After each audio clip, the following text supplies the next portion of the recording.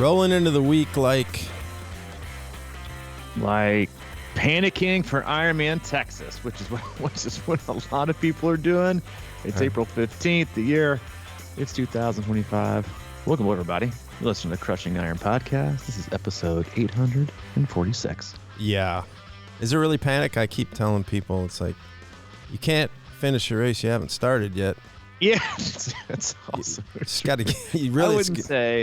I wouldn't say that it's panic, but it always. It always surprises me. Like we talked about it last week, is people are like, it's going to be so hot. I'm like, you signed up for it. You knew it was going to be hot. And yes, depending on where you're coming from, it might be hotter, a little bit hotter. And I think oftentimes we always think about the coolest or the hottest day when we consider a race. Like it's always that Texas can be hot, or the 1 or 2 years it's been perfectly pleasant. But it's always this. It's always like this. Just like Chattanooga 70.3. It's either going to be really, really hot, like the first hot weekend there in the South, or it's going to be perfectly pleasant. Same thing with Ironman Chattanooga at the end of September. It's either going to be the most perfect temperature, or they're going to get one of those late heat waves and they're going to smack you again. Or people are shocked when they cancel swims at races that always cancel swims. We can't be shocked at this kind of stuff yet. Here we are. Yeah. Being shocked, right? The water's going to be cold in St. George. We've known that for the last 20 years, and they've had races there. Same at Oceanside. Texas, it's may or may not be wetsuit legal. Why you would anticipate it being a wetsuit, because it's happened on the rare occasion. But you're going to expect, it's going to be windy. Check. It's going to be a boring bike ride. Check. It's going to be a hot and humid run. Check. We know all these things, but I think when we sign up, and I think everyone's like that, right? It's because it's hard to get excited for a race if you click the registration button, you drop a G, and you're like, man, this is going to be terrible. I'm going to have the worst weather, and the swim's been canceled, so I shouldn't even swim. And you're already out of the gate, contemplating all the things that can go wrong. You just don't do that, right? You always think about the things that are going to make it exciting, or are going to make it worth your while and get you pumped up in training. But then when it gets closer to time, I think everyone tends to question, am I ready? Have I done everything that I think I can do? And I do honestly think and I was having this conversation earlier this week with an athlete, I think you're probably this way too, right? It's I get more questions in training about how to prepare for specific terrain, right? Like perfectly flat or rolling hills, or lots of steep hills and steep climbs, or the water, if it's going to be rough, it's going to be downstream, than I ever get about how do I prepare for the climate and the heat and the wind, and then how do I prepare to adjust my fueling accordingly, or even better, how do I make sure that I'm going to nail my fueling? I rarely ever get questions about that. It's all about the terrain. Hey, I don't know if I can't do it. When I need to get up a trainer, I got to go, hit some hills. I need to do some hill repeats. And it's well, if you're not preparing for the climate, to me, that's what separates.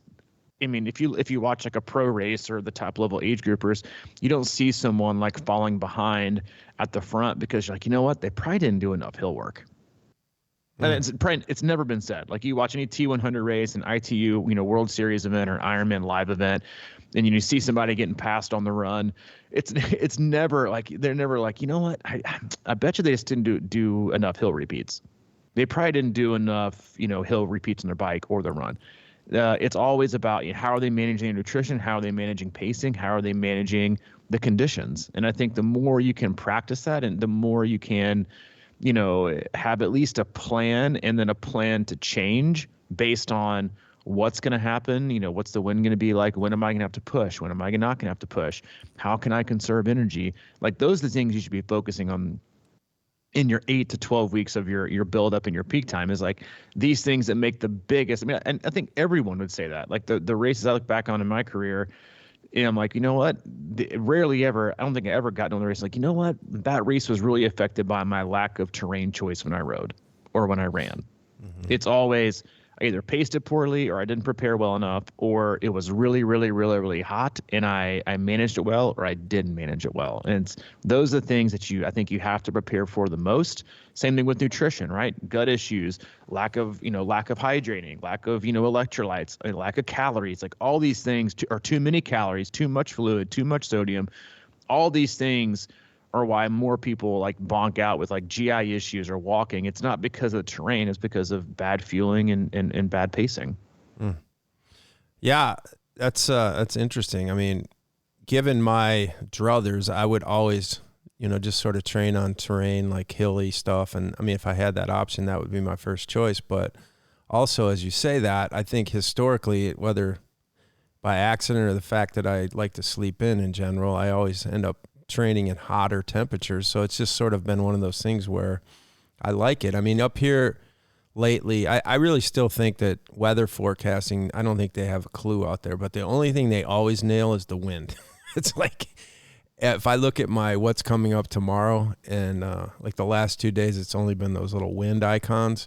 And, it's funny because they never put like clouds or sun with that either. It's just wind, man. That's right. It's like just straight wind. It's just the one you're going to lick. It doesn't matter. It's going to be windy as hell. If it's sunny, that might help you a little bit, but it's still going to be demoralizing. So, but yeah, because it's been windy as hell. And not everyone, but I do get a lot of quasi complaints about that, which is not real complaints, but everybody's talking about it. And I'm always like, yeah, I know it sucks. It's driving me insane, but you got to get used to it because, especially you're going down to do Texas or whatever. I mean, if you're not used to riding in the wind, I don't care how good a shape you're in, that is going to really be demoralizing. So, I mean, just being outside in general, a few times, because I just think if you're coming off the trainer to go, that's always scared me about that race, is like I knew I would have to ride the trainer mostly to get ready for that, and then get hit by that wind would be a wake-up call. But yeah, training, and I've always talked about it. I just get sort of a rush out of training in shitty conditions sometimes, or at least I know that when my mind is right and I'm thinking about the race. It's just sort of okay, that race is going to be very difficult, so I have to be mentally strong in all conditions just to get through it. Because, I mean, especially long course stuff is all about, being able to dig into another layer, and go down there and pull something out, throughout the race. So I just think that stuff is just almost mandatory in a way, because if you get anything you're not used to on race day, it's really going to get in your head.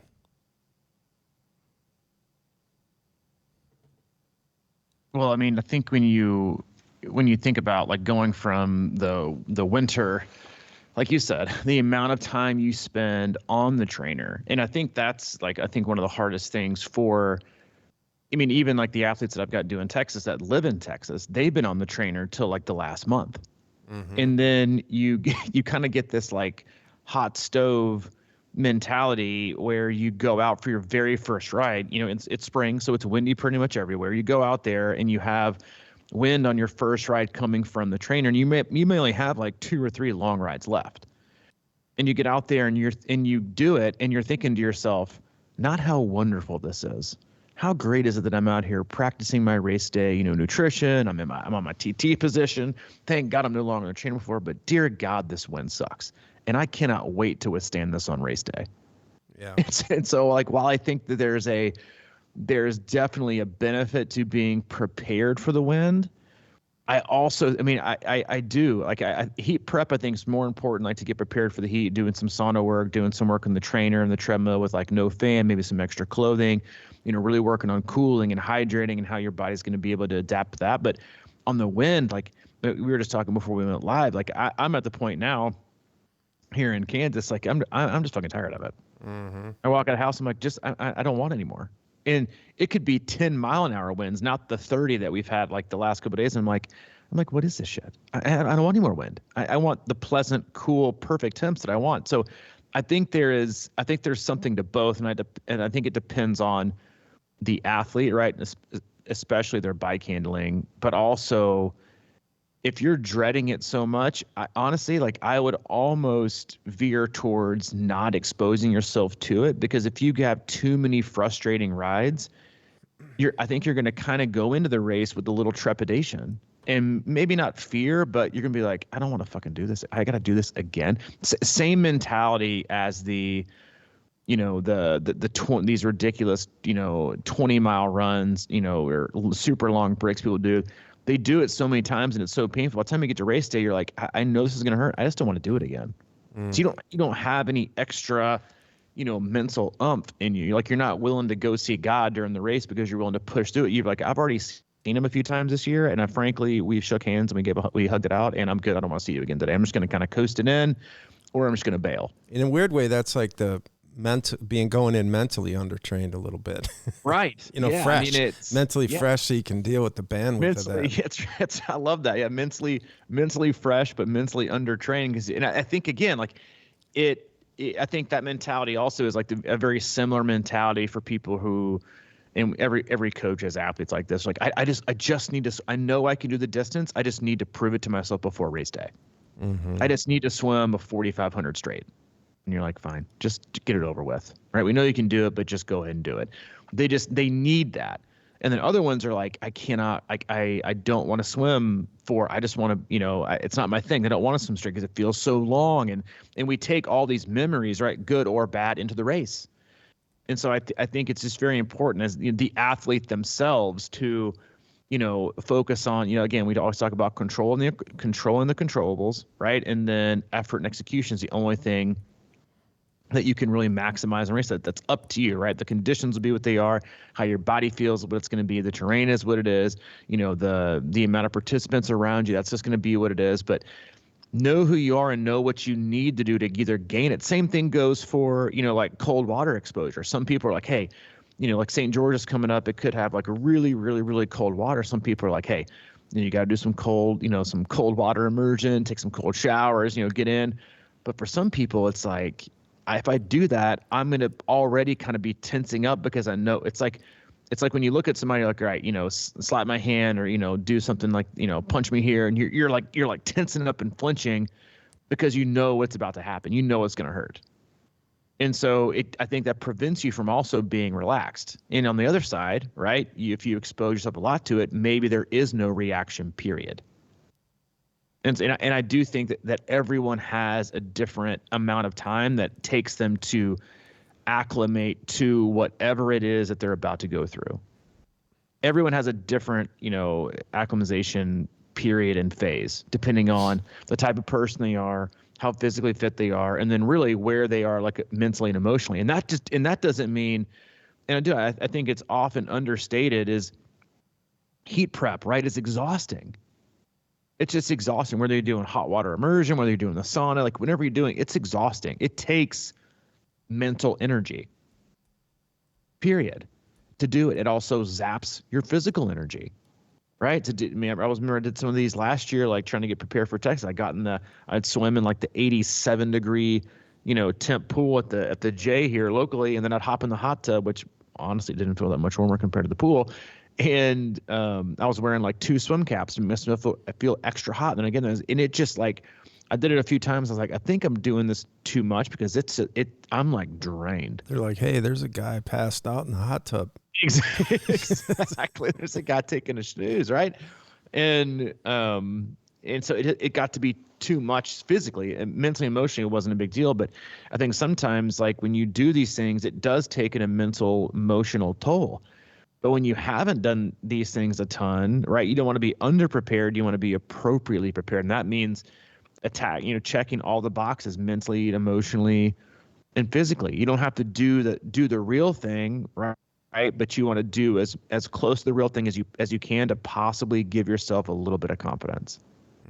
Right. And again, that also means if you're doing like heat prep, like it's a little too late to do that now for Texas, but if you're doing heat prep for something, later on in the year, you also need to think about because I'll use this as an example because we're about to hit it, and then we'll hit it even more so in late June, July, and August is, when everybody all of a sudden gets unfit. Yeah. We go for the winter and the spring and the perfect temps. I mean, even like when I ran yesterday morning, and it was like 60, but the dew point and the humidity is nothing to even look at. It's irrelevant. Feel great, perfect weather. Yeah, there was some wind. It was like 10 to 12, but that basically feels like nothing compared to the last couple of weeks. And what about a month or two? It's going to be unbearable, right? Dew point, humidity, it's going to be high, and your pace is going to suffer. Your performance is going to suffer. Everyone's does. That's just how it's going to be. But that takes a mental toll on people, right? So the same thing goes for if you're doing like heat prep and you're staring at your watch, you're staring at your pace, and you're trying to get ready for these things, or you're biking in the wind and like trying to get yourself in the elements or the elements, and it takes all this extra energy and all this extra cost to watch your performance metrics go down and the energy go up. It can be very defeating. And so I think each athlete has to pay very specific attention to themselves and understand, like, am I a fragile athlete that needs way more wins and would rather just kind of grit it out on race day? Or am I the athlete that's probably a little more resilient, but, I need a little more practice to kind of prepare. So maybe I should start longer, further away. Maybe I don't need to do it all the time. Maybe I just need to do it some. And I think when you do that, you can also, like, the longer you do the sport, if you do these things, you can prepare, right? To like how much am I putting into, heat prep or exposure or, just being in my TT position, or how comfortable I am in my wetsuit. Like, there's a lot of times where your wetsuit gets about four uses a year, maybe. And then you have people swimming it within the pool where it's like, 88 degrees, once a week. Like, there's a lot of ways to tackle these things. And I think the most important thing for you, the athlete, is to find out, all right, what's the winning formula for me? Just because someone's going to heat prep for 6 weeks and be ready for the race doesn't mean that's going to be for me. Because at the same time, when you heat prep, you're giving up a little bit of pace and adaptation from a physiological standpoint when it comes to like speed and power, because you can't produce as much when you're hotter. But the goal is to be able to produce more power and be less affected on race day. And so is that something that you need? Is that the kind of athlete that you are? Or do you need more confidence going into the race, seeing some higher numbers, seeing some better pace, seeing some longer distances in cooler, more pleasant temperatures and conditions, because that's going to pump you up for racing. If you're pumped up going into race day, well, then you're going to have a lot of confidence. And if you're feeling tough and confident and resilient, then you're going to perform in those possible harder conditions better, versus kind of beating yourself up along the way with, sauna after sauna session, or going out and being exposed to the wind 24/7, or, whatever way you're trying to prep for these, unpredictable conditions that are outside of your control.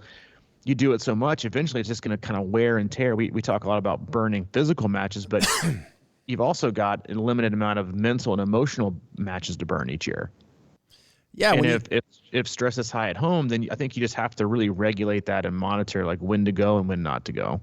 Yeah. Yeah. When you put it like that, man, I'm almost like in this mindset where there's a difference between, legit heat preparation, I guess, kind of sustained long-term, getting ready for that day or whatever, just acclimating your whole system to it and everything like that. And being aware of what that feels like. So if you're not aware of, I think a lot of times this comes with experience too. And just, whether it's in training or racing, is like, what it's going to be like. And so when you get there, it's not a complete shock. You're aware of it. You've, maybe, done some sauna training. It's interesting because when I think about heat training, I also think about hydration a lot, because if you're not hydrated well and you get to that day and you get to that run or whatever, and it's just overwhelmingly hot. And I've fallen into this trap before, is like, if I'm not hydrated, your system can't work well enough to sweat and cool you down. That's a big problem. So it's one thing to heat acclimate, but you have to stay on top of it, because if your body is a little bit under, the needle as far as hydration goes on race day, or, and you're all of a sudden trying to, cool down, it's not going to work as well.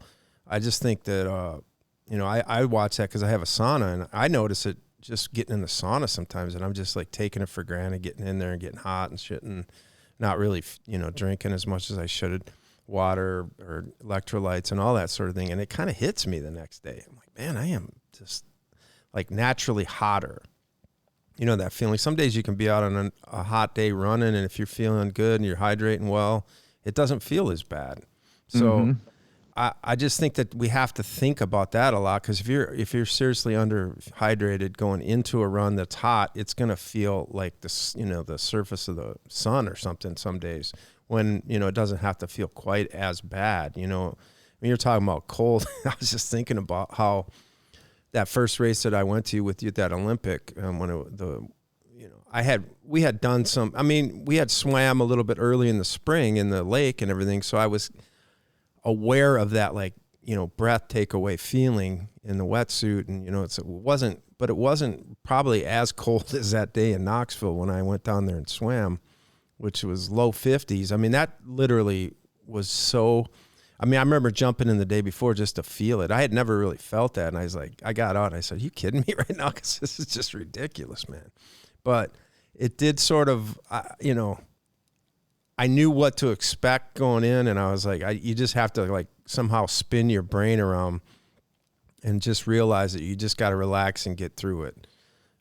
Because it's the initial shock usually. And that's what I find, you know, I do a lot of that obviously now, but, when I go in, it's always freezing cold, but if I can just exhale well and take my breaths and, you know, calm down, then it's, you know, you settle in. So that's kind of it too. I think it can kind of have an overreaction sometimes if we're not relaxed enough or not hydrating enough in the heat. And you know, the minute you say, "Oh my God, this is so hot," or "This is so cold," that's when, you know, your mental side is going to take over a little bit more and make it feel more anxious. Yeah, no, I love that, because I mean, there have been times where I've done heat prep for races and it's never hot. And I'm like, oh, damn it. I was like, did I waste some fitness? You know, like, because when you, again, like we talked about, when you choose to heat acclimate, or depending on what your protocol is, sometimes you don't get in a higher quality sessions because you can't produce as much because you're so hot.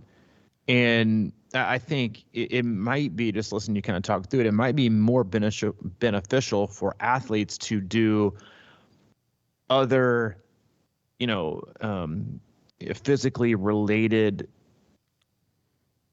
exposures or you know, interventions that aren't directly related to the sport, that teaches them how to just navigate being uncomfortable.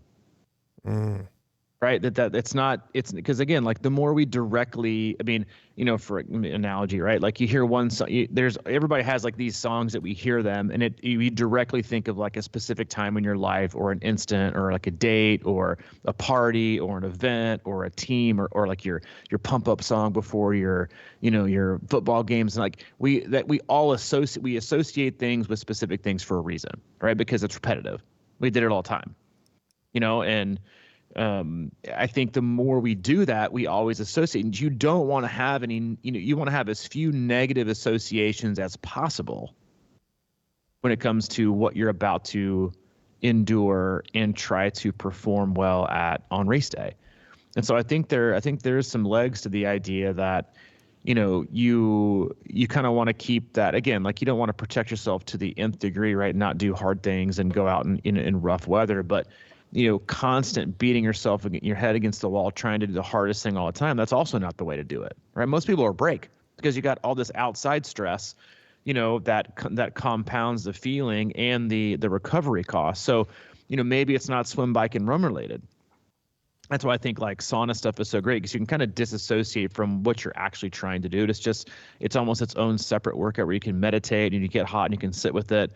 You know, same thing with, you know, hopping in a cold plunge tub or shower. It's like you're not directly associating it with the sport you're trying to improve on, but what you are trying to improve on is how your ability to stay calm, your ability to monitor your respiratory rate, your ability to relax, your ability to go through something difficult and feel something that's uncomfortable, and instead of looking for the closest exit or off button, you choose to sit and endure.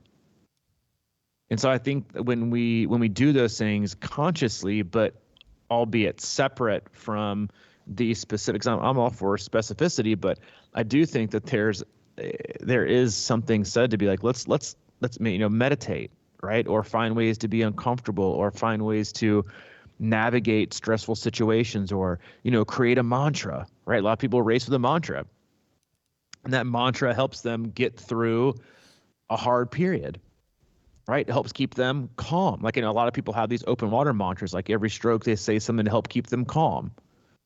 They don't practice it every day.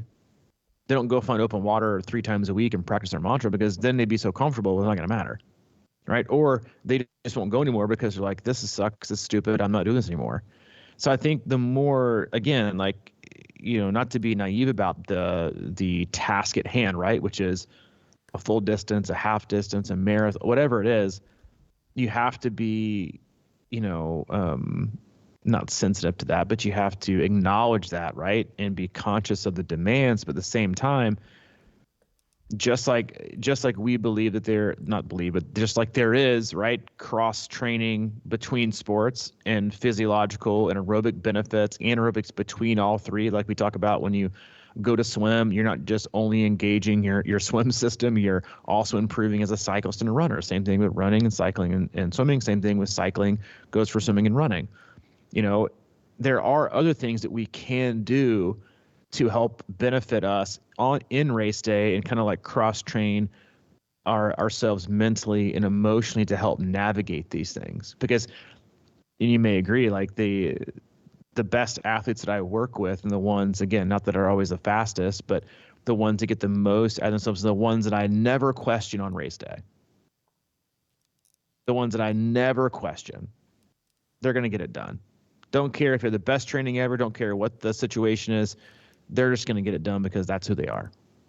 And I can't tell that looking at just their numbers and training peaks. I can just tell that because of their attitude and their comments that they write. They don't complain. They don't bitch every other day.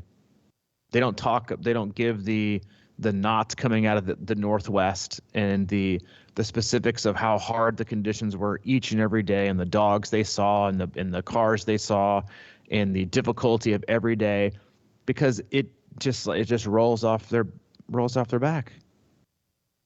They don't see them. They just see it as things that happen, like you say, life happens, around us, not always to us, but we just choose to kind of run into things. And then we assume that it's just life happening to us, and we can play the victim card, and we can play everything is just aimed at me, when it's really just, life is just happening. Like, we are very, very, very, we're a very small part of this world. And I think when, again, like when you read this, I'm like, you never complain. You never make excuses. I never hear about things. You just get it done, and you just see the conditions as the conditions, the obstacles as the obstacles, and the stress as the stress, and you just manage it how you manage it. Those people that are successful on race day in the hardest of conditions, because to them, guess what? It is just another day. They don't need it to be perfect. Like, and sometimes I tell athletes, like, listen, I'm not going to listen to your constant complaining anymore, and not the list of excuses, but the list of obstacles every day, because I do believe that you speak power through what you say, whether it's positivity or negativity, and that's just a fact. I mean, you speak more positive things, you're gonna feel more positive. You talk more negatively and you're down yourself, you're gonna feel more down yourself. Same thing with like who you surround yourself. You can surround yourself with, drama queens and divas and people like to spread rumors and do shitty things. Well, guess what? That's probably who you're going to be. Right? As I say, you're the sum of your 5 closest people. Well, maybe in triathlon, maybe in training, it's like, you're the sum of your last 5 workouts in your comments and what you say. And yes, there's different periods of life where, things are more difficult and, or things are easier. But I just think that there's a lot of power in yes, we need comments and context for workouts and stuff, but like, I do also think that there's just a power in, and sometimes as a coach, like, I don't always promote that, because if an athlete has like a niggle and they don't comment after a run, I'm like, how'd you feel? Like, I'll always ask, like, how was it? Because that's like, being injured or having a niggle is like my number one, like, dislike for athletes. So then I eventually just have to be like, you know what? How about this? No news is good news. Good. You good with that? I'm good with that. You good with that? I'm good with that. All right, check. And then we just kind of go on. It's like you don't comment. You don't need a scale of 1 to 10 every day of how something feels, or that there's a niggle, or that there's a pain, or that there was a little slight discomfort in the back left part of my heel in the first 90 seconds. But after that, it kind of smoothed out. Like, why even mention it? It's just one little layer of I think, like, chink in the armor. And yes, you don't need to be ignorant or naive to situations that could be serious, but I think that there's power in not naming and calling things specific things, just like I think there's power in choosing to do things that are going to improve your mental resilience and strength on race day. Yeah, I mean, there's this thing, what this saying is, be confident, not cocky, or whatever. And I think what you're saying, I love that, is sort of like you're the sum of your last 5 self-talks or something like that. Or 5 workouts, or how you're talking about them, and that sort of thing. And I just want to kind of go back to, because I think it's applicable to what we're talking about, that my race 3 years ago, that was whatever the rainy year was. I remember like walking down to the start, and it was 50 degrees and raining or whatever, and I got like a garbage bag on and shit, and of course my mind is like, this sounds like the absolute worst thing to do. It's going to rain all day. And I don't recall really, because the weather was really nice up until that weekend, I think, most of the summer. And it wasn't like I had a lot of quote unquote cold weather, rain training or whatever. But, when you got down there to the start and you're standing in mud and it's raining, and Mike Riley's saying, I can't believe it's going to rain all day. You guys are in for brutal. And I'm like, yeah, so what, 20 minutes or whatever, just standing in that swim line, it was like you had to get your head straight or you were going to be in a big world of hurt out there, is more than it already was going to be. So it was just sort of like, I remember specifically just kind of like sinking sort of into the current environment, whatever it was. And it didn't, just getting kind of acclimated to it. It's like, all right, this is what it is, so you have to figure out how you're going to go through it. It's not going to get any better, really. And just be here, right? And that's what I was telling an athlete this morning. He's getting anxious about his race. I said, you can't finish before you start. And it's a really good time to start thinking about just being in the moment. It's an ultra run. So it's like 1 mile at a time, 1 stride at a time, just being right there, because the minute you get out of your head like that, that's when sort of the problems start creeping in, or at least your doubts and things like that. And that's the other thing, is one of the things I always do, and I realize that sometimes I'm, because if I'm under training, whatever, but I know, like, if I have certain workouts throughout the summer, I always bookmark them. It's like, all right, that was the day that reminds me that I know I got this, right? And those are the kind of things that play through my head throughout the race, because it could have been a ride from 2 months ago. And it's like, maybe I haven't been having the greatest rides leading into the race or whatever, but I know 2 months ago I was in a spot where I felt good about it, and I've still been training. So I know I got this, right? Or swims are another great example of that. I don't always have the best swims, but sometimes I have a really good one. I'm like, all right, I got it in me if I can just keep my head positive and just know that I have it. And same with runs, obviously, but I just think that's important to, because it's so easy to remember a shitty ride or a really terrible swim, or let that creep doubt into your head. And those are the things I just really try to let go, especially if I've got something within a week or two of that where I really did well. And I'm like, okay, I just have to, do this and keep this in my head and stay positive throughout the day. And it's like I said, man, it's not like you can't finish a 112-mile bike ride on the first mile. You have to really just sort of be in that thing and almost surrender to it and be patient with it. I think it's a really hard thing to do, because we all want that thing to be over like halfway through it, but you have to somehow just accept and be patient with it, because the only way to get through it is just to be in that. And if you can kind of get in that mindset, it gets over. It sort of ends faster than you think, because you're not always sitting there thinking about it. I want it over. I want it over. I want it over. But if you're in the moment and just kind of going with the flow, you somehow look up and you're like, damn, I'm almost done. So it is wild, man. that self-talk, fake it till you make it, whatever you want to call it. That stuff's important, I think, because it does build, mental connection and habit in your thinking patterns. It's so funny you said that.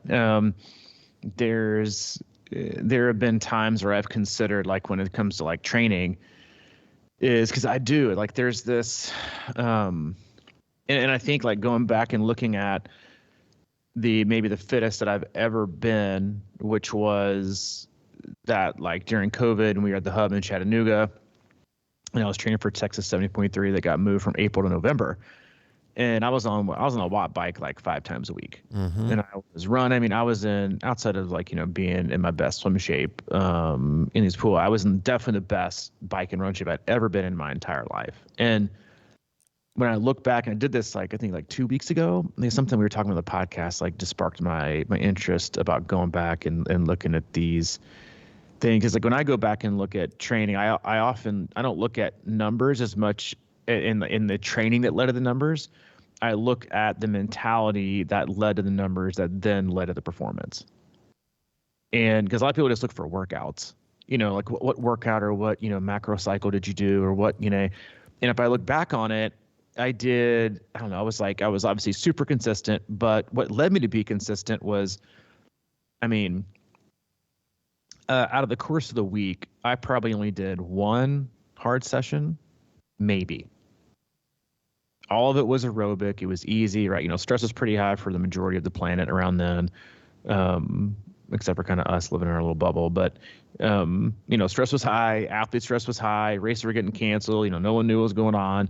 And so a lot of my stuff was easy. And then when I would get like mentally or emotionally, like maybe in a bad spot, but like, a little bit depressed or anxious, I would just bury myself that day.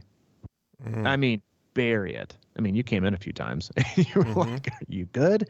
But I think that doing so many workouts really, really easy kept my energy levels obviously a lot higher than depleting it every day. But then when I would go to these like bury yourselves, or go find God workouts, as people call them, I was able to dig so deep, one, because I was physically fresh. And I wasn't, beaten down by, hard workouts every day. So I was both physically fresh, but I was also very mentally fresh because I hadn't asked myself to bury myself in a week or two. And so what I was really doing was just like basically 7 to 10 days of a lot of aerobic work. And then on one day I would just absolutely bury myself and we're not talking like 30 minutes, talking like an hour and a half, 2 hours, 2.5, 3 hours of straight cycling or cycling and then running or vice versa. And so when I was doing that, I was like, maybe like, again, like we all look back on periods of our training. You're like, hey, maybe that's the ticket. Maybe I can just go back and I can plug and play that 12-week block and then put it in now to a 12-week block. And then voila, fittest I've ever been. But, that's not reality. But I do think there's something to that occasionally, again, like we talk about it physically, like, striking the match, but not letting it burn. Right. Seeing, creating the spark, how big is the spark, but we don't let it burn the whole match down. Whereas on race day, you want to get out of the match box. You want to strike the match. You want to let it burn down all the way to your finger till it burns you. Then you're done. And hopefully that's at the finish line. But sometimes we can't even do that because we're so fatigued otherwise, right? Whether in training fatigue is high or life fatigue is high, it never really allows you to dig that deep. And so I think I'm not big at all. Never have been, probably never will be on like race simulations or, giant brick workouts or, things like that. But I am in favor of providing yourself opportunities to mentally and emotionally go to the well to where you're just done. And you can't take, really in cycling, in swimming because those are the safest ones. Occasionally in running if they're very durable. But I am in favor of just having workouts here and there where you just the goal is to test yourself to exhaustion. But you have to be fresh enough to do it. You can't do it all the time because I think that is the premise and kind of the base of like how you get through race day. It's and you can argue about it all you want to, but we see it every finish line at every race. Someone's in excruciating pain. talking to their family at like mile 10 of a 7.3. They're like, babe, I don't think I can do it anymore. I can't move. They're like walking hunched over, nipples are facing the ground. They're like, I can't do it anymore.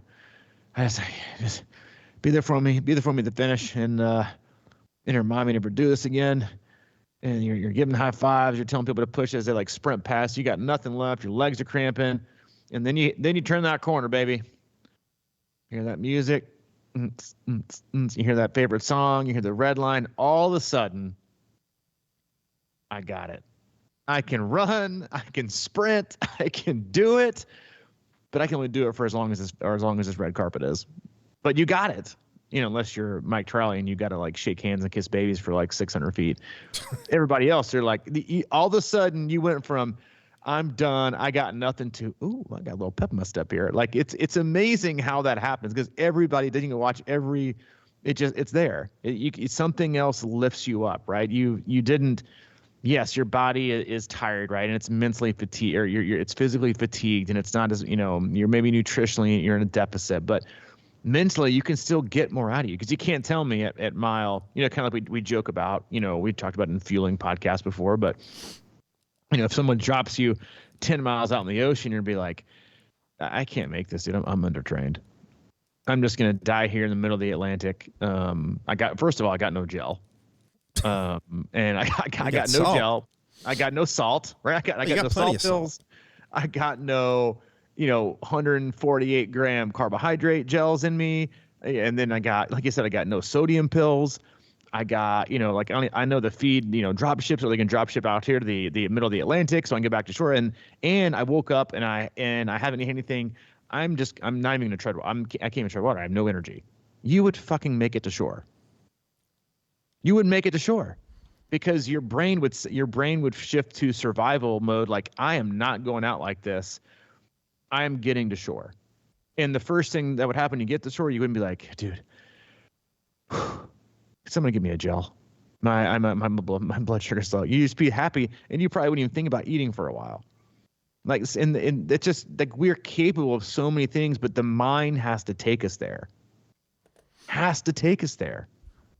Right? So you see, like, yes, it's not life or death, but like, so you see these like, amazing feats, amazing physical feats people are able to produce and do in emergencies or like traumatic events or crazy things that happen like tornadoes, hurricanes. Like, people, you no longer think of yourself.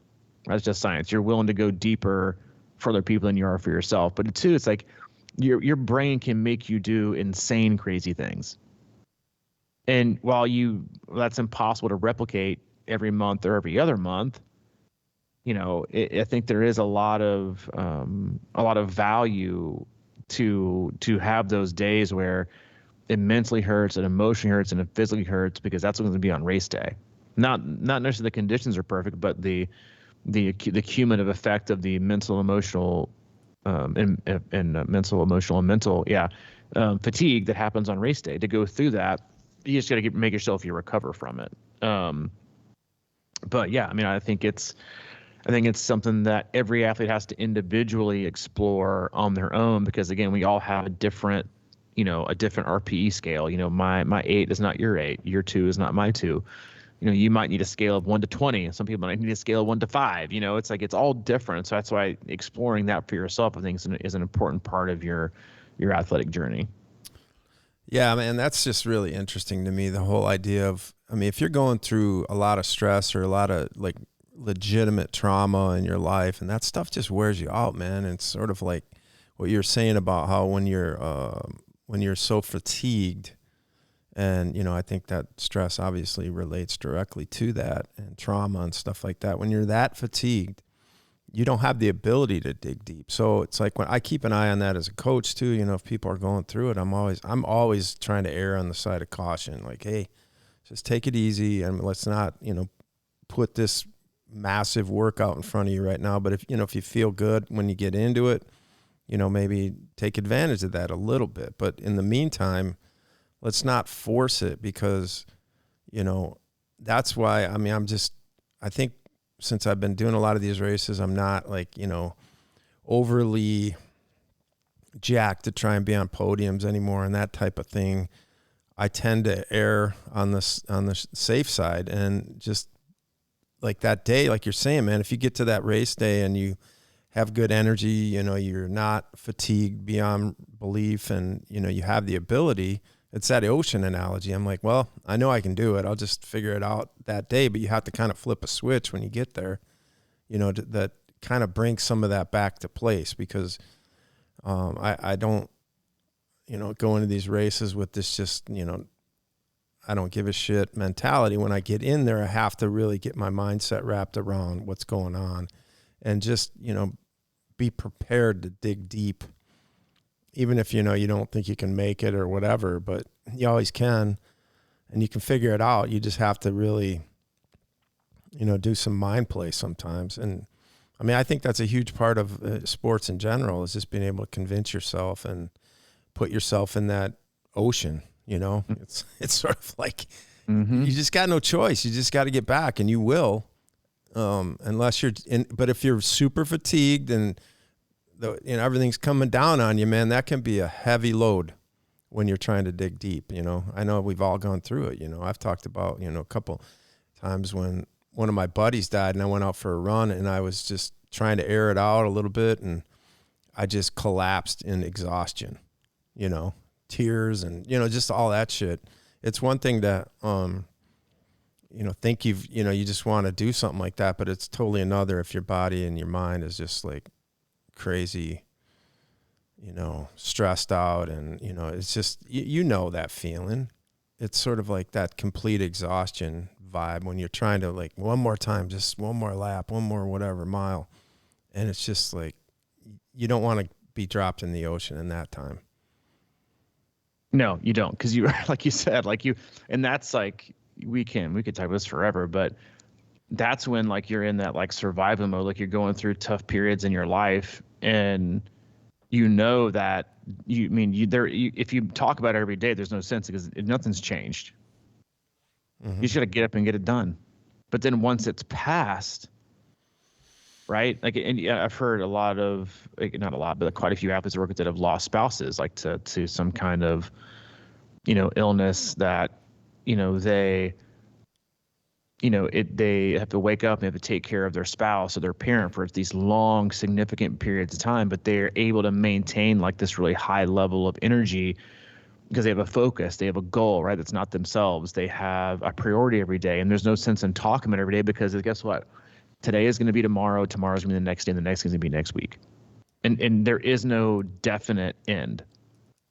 But they're able to, you know, maintain, you know, their profession, relationships, a lot of times even training. They're able to add to their stress load, and they just get it done. But then once, you know, obviously, you know, once that person passes away, and obviously grief plays a whole different, you know, part in it. It takes weeks and months to recover. And it's not, in my experience, like from coaching and looking at it, it's not just the grief and the loss, it's the cumulative effect of that mental and emotional and physical grind each day. It takes that long to recover from. And so we can do these things for long periods of time, but then the recovery cost is just that much longer. So the same thing goes for workouts, right? It's like the harder you work out, the longer it takes to recover. The more you stack, the again, lengthen out the recovery time. You know, and so I think we just have to be very careful, but, you know, to, again, explore that, you know, find some, you know, chinks in the armor to what we can work on, what we can focus on, what can we be better at, and just explore it. And again, that's why we get into sports. Most of us, like, is to explore what we're capable of. What are we physically capable of in this arena of endurance sports? And a lot of it goes mental, you know, from, you know, in the mental and emotional space. And so you can practice that mentally and emotionally, you can practice it physically, but whatever you choose to do, you know, practice it and practice it wisely. Yeah. I think it's kind of hilarious, because I think sometimes we try to prove that to ourselves. You might be feeling good. You know, say you got an hour and 15-minute run on a Sunday, and then there's a 40-minute run on Monday. And I'll look in Training Peaks and see, like, well, I felt it, man. I went up 2 hours today in the run instead of 1:15. And I'm like, all right, well, you did it. And then the next day's red. It's sort of like, I think, you know, we have to kind of beware of digging our own holes. It's almost like it's okay to feel good. You know, I think it's important to remember that too. Because, you know, okay to feel stop good. while you're ahead kind of thing, you know. I'm sort of the master of that. It's like, I feel really good. I could go for 2 hours a day, but, you know, I'm not gonna. Right? Yeah, exactly. But I'm not gonna. It is. It's like your analogy. It's that match is getting a little closer to the fingers. Keep it out there. Yeah. Don't get burned. I mean, that's such a simple concept, but I think it's important to remember that it's all right to be done with the workout and be like, damn, all right, I feel pretty good. I'm ready for tomorrow. Exactly. All right. Yeah, hope you guys are ready for today, ready for next week, and ready for your next race. As always, love you guys. We appreciate you. Go to our website, c26triathlon.com, and it's our one-stop shop for all things coaching camps and community. If you need anything from Mike, he's available. Mike at c26triathlon.com. If you need anything from me, Robbie at c26triathlon.com. All right, man. That sounds good. You know, it's funny. I had a temporary title written down called Race Simulation, and then you said you hate race simulations somewhere. So I changed the title. Oh, gosh. Hilarious. Yeah. Well, some days we like them. It meant simulating race situations. There you go. That's better. I like that. We can roll with that. That won't be it either, but we'll see. I'll be on the edge of my seat waiting. Yeah, I'm sure. All right, man. Dude, see you, buddy. See you.